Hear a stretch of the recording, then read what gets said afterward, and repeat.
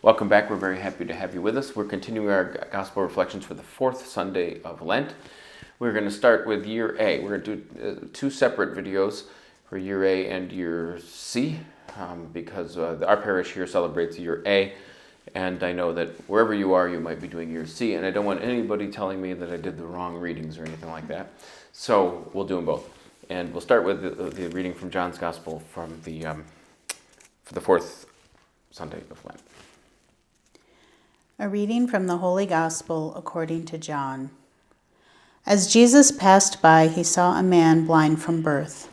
His disciples asked him, "Rabbi, who sinned, this man or his parents, that he was born blind?" Jesus answered, "Neither he nor his parents sinned.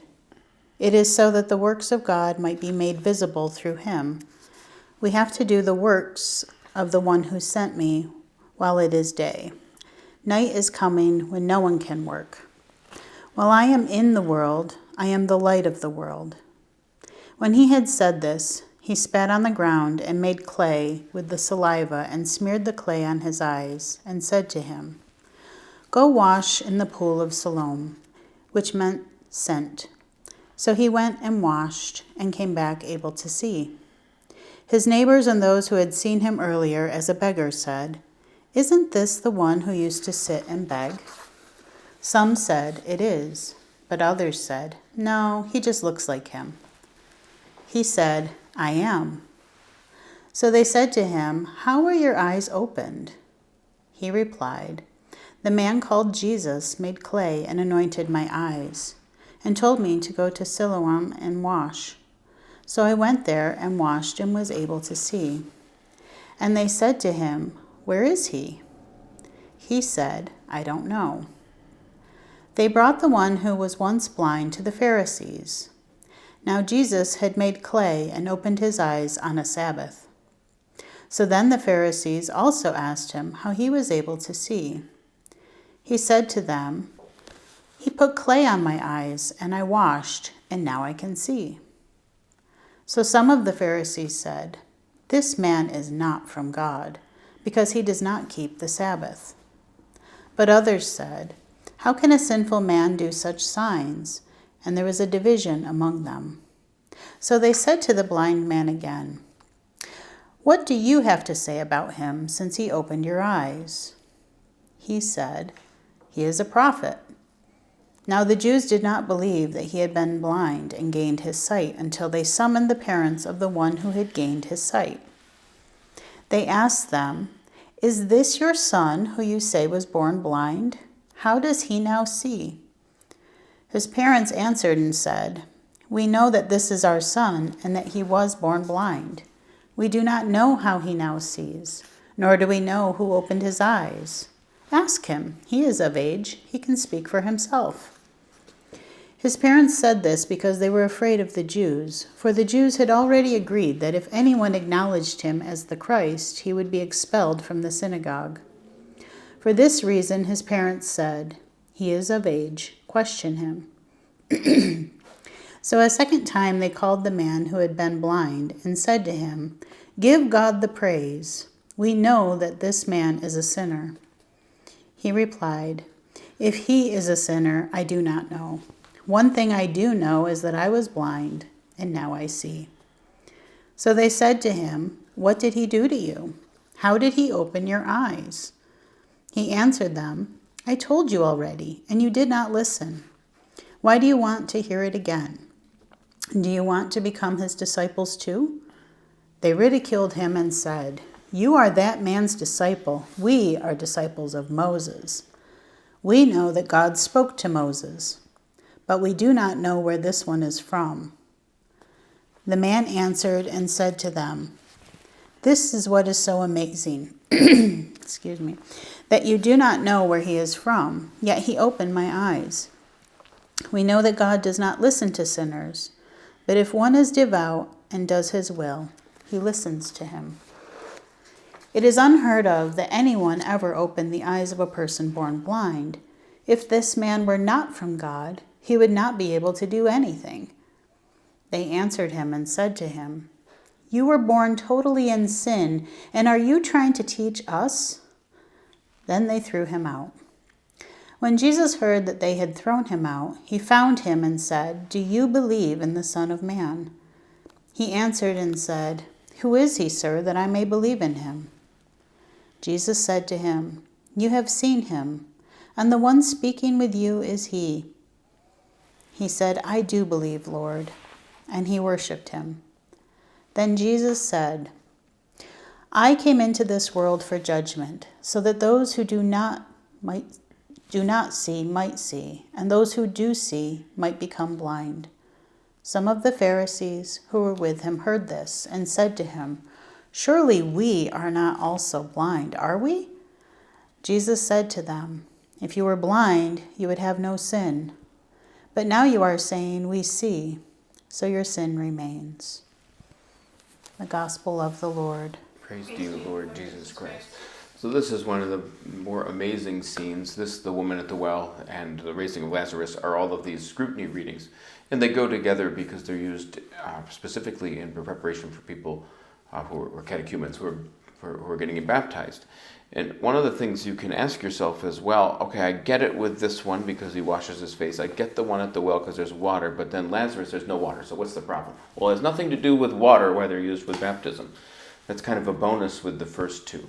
It has everything to do with the confession of faith that happens in them. The woman at the well says, "I know that when the Christ comes," and then he says, "I am he." This one, Jesus says, "Do you believe in the Son of Man?" And the man was, "Who is he, Lord, that I may believe in him?" And he goes, "It is I, the one who is speaking with you." And he says, "I do believe, Lord." Next week, with the raising of Lazarus, it's Martha who says, "I have come to believe that you are the Christ, the Son of God, the one who's coming into the world." It's these professions of faith that make them perfect for the celebration of baptism. When you have people who are catechumens in your parish, they're not optional. You're supposed to do them. Most places do not follow this rule, and I'm not judging anybody, because if you have a very large parish, you would never hear year B and C, to which I would say, okay, fine, no problem, because these readings are so foundational and remind us so much of what our baptismal, the yes to God is. When we are baptized, we're saying yes. We're saying, this is Christ. You're joined to his life. And each one of these has, in a different way of expressing this beautiful idea of what faith is. Martha has faith in her friend, and she gains her brother back. An impossible thing happens. A healing of a man born blind. He himself, the man here, says, no one's ever healed a man born blind. It's another impossible thing that happened. And probably the most improbable and impossible one is the woman at the well. That's not even a miracle, where she becomes the who could not be witness for anything, becomes witness to the most important thing, and tells everybody in her community that, come meet this man who's told me everything. And it's really probably almost the most unthinkable one of the three, even though they're all pretty extraordinary things. But that's it. Someone professes their faith, and then an impossible thing happens. That's the signs we're talking about. And that's the message we receive when we're preparing for the message we want to communicate to those being baptized, that the impossible thing, that a human might be divine, is made possible because of an encounter with Jesus Christ. And for us, it's a reminder of the same thing in our lives, that we might, who can't see maybe some darkness in our life, or are struggling with something, or whatever it is, might be able to gain sight to have that fixed, the sight to have that fixed. We might gain power like the woman at the well to become witnesses to the gospel, that we might have life like Lazarus that had no life, that we had died, and now we're alive again. And that way, it's just like the prodigal son, which is one of the readings. It's the reading for this Sunday if you're doing year C.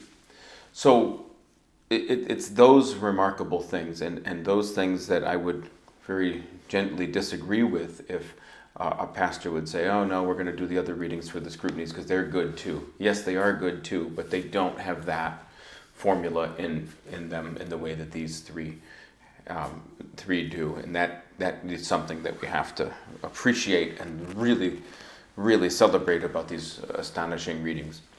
Interestingly enough, I think in this reading, it's hard to kind of wrap your mind around what he says to the Pharisees at the end. And he says, "Oh, well, you know what? Are you calling us who can see sinners?" And he goes, "Well, if you were blind, you wouldn't have sin. But since you say you see, your sin remains." And that's an interesting thing because it doesn't seem to make sense. But when you think about what the man himself says to them, he goes, "That's what's so amazing. He healed my eyes, and still you don't know where he came from. If he wasn't from, you missed it. You can see, but you missed it." And this is a common theme in the gospel, that no sign will be given. The signs that are given have been missed. In Luke's gospel, with the other story of Lazarus in heaven, is like, no, they won't believe you even if you go back from the dead. They won't believe. If they didn't believe you in the lifetime and saw all these wonderful things, then even you going back from the dead won't work. And then, of course, John uses the name of Lazarus for this telling of next week's gospel reading. So, and he does come back from the dead. But it's a very wonderful thing that he's saying to these Pharisees. It's harsh in some sense. I think in the version of this dramatized version from Jesus of Nazareth that a lot of us my age have seen from the late 70s when they did that miniseries. All TV shows are miniseries now, right? But they did that miniseries in the late 1970s, Franco Zeffirelli's version of it, and they have this scene in there, and Jesus is like seething with anger towards the Pharisees when he says, "Since you say you see, your sin remains." And then he goes right into Matthew's gospel, "Woe to you, scribes and Pharisees, hypocrites all."